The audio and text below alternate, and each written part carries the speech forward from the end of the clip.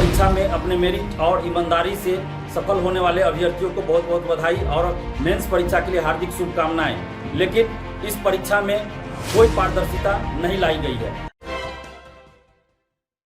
नमस्कार, आप देख रहे हैं सिटी पोस्ट लाइव और मैं हूं आपके साथ पूजा शर्मा। बीएसएससी सीजीएल 3 पीटी की परीक्षा का परिणाम आ चुका है। बताते चले आपको कि 11 लाख अभ्यर्थियों ने इसमें फॉर्म भरा था और जो पास करने वाले छात्र हैं वो 11,240 है, जिसको लेकर छात्र नेता दिलीप सिंह की प्रतिक्रिया सामने आई है। सभी छात्रों को बधाई देते हुए उन्होंने कहा है कि परीक्षा का परिणाम तो आ गया लेकिन पारदर्शिता नहीं है।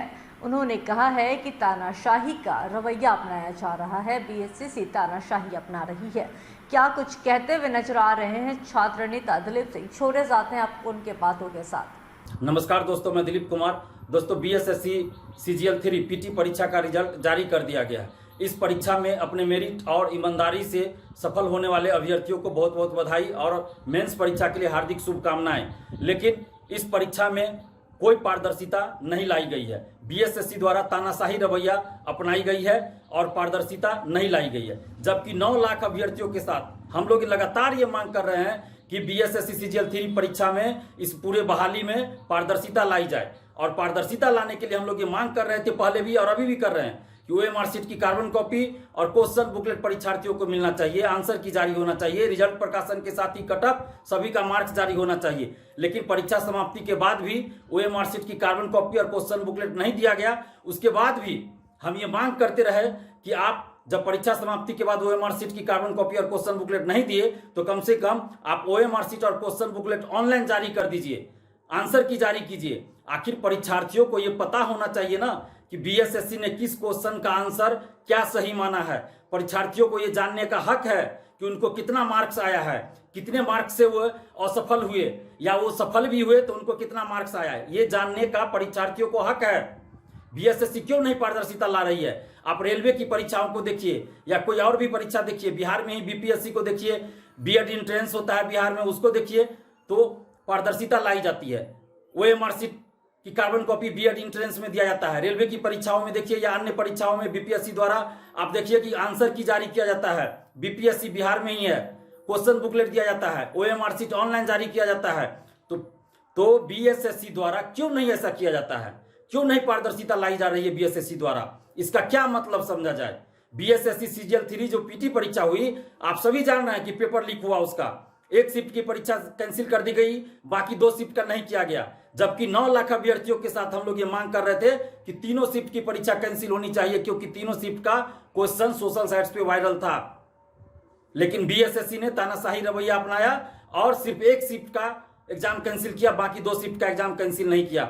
इसके बाद भी हम लोग ये मांग कर रहे थे कि कम से कम आप सीट का 10 गुना रिजल्ट दीजिए, क्योंकि आपका पेपर लीक था, तीनों शिफ्ट का क्वेश्चन वायरल था सोशल साइट्स पे, तो 10 गुना रिजल्ट दीजिए। लेकिन 5 गुना रिजल्ट दिया गया। और इस संबंध में बीएसएससी के अधिकारियों का कहना है कि चूंकि विज्ञापन में लिखा हुआ था 5 गुना, इसलिए हम लोग सिर्फ 5 गुना रिजल्ट ही देने के लिए बाध्य है।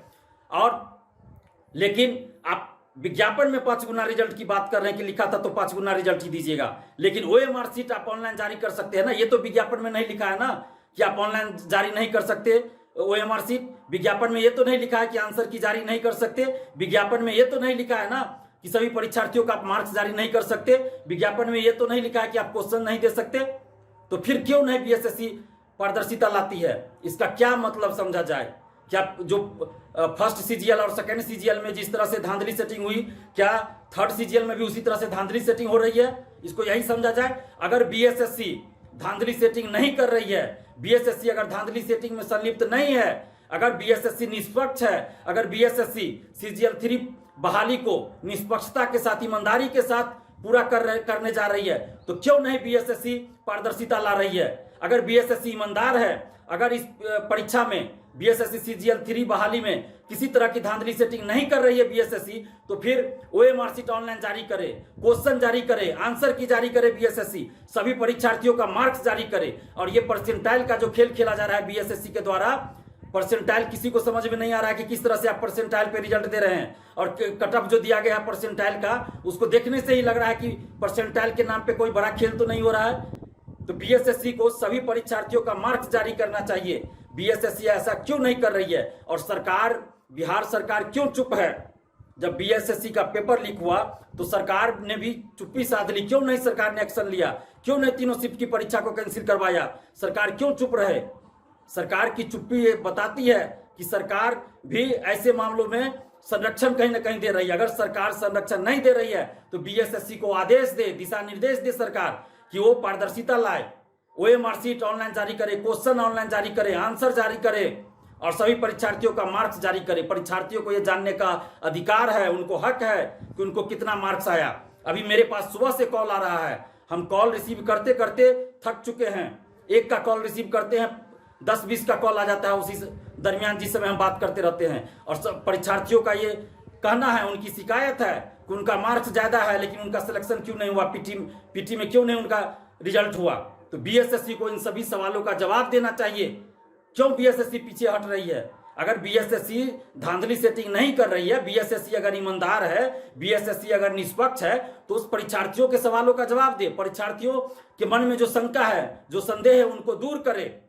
पारदर्शिता लाई बीएसएससी। जिस तरह से बीपीएससी में पारदर्शिता लाई जा रही है, हम लोग जब आंदोलन किए तो बीपीएससी में जिस तरह से पारदर्शिता लाई गई और अभी जिस तरह से बीपीएससी की कार्यशैली में सुधार हुआ है, बीएसएससी, बिहार कर्मचारी चयन आयोग, बिहार लोक सेवा आयोग की तरह क्यों नहीं अपने कार्यशैली में सुधार कर रही है? सरकार क्यों चुप्पी साधे हुई है? सरकार को भी चाहिए कि बीएसएससी को आदेश दे कि बीएसएससी अपनी कार्यशैली में सुधार लाए, बीएसएससी धांधली सेटिंग और किसी भी तरह की गड़बड़ी को बंद करे, पारदर्शिता लाए। 9 लाख अभ्यर्थियों के भविष्य का सवाल है। ये 9 लाख अभ्यर्थी 8 साल से बीएसएससी सीजीएल 3 बहाली का इंतजार कर रहे थे। 8 साल बाद सचिवालय सहायक बीएसएससी सीजीएल 3 की वैकेंसी आई थी।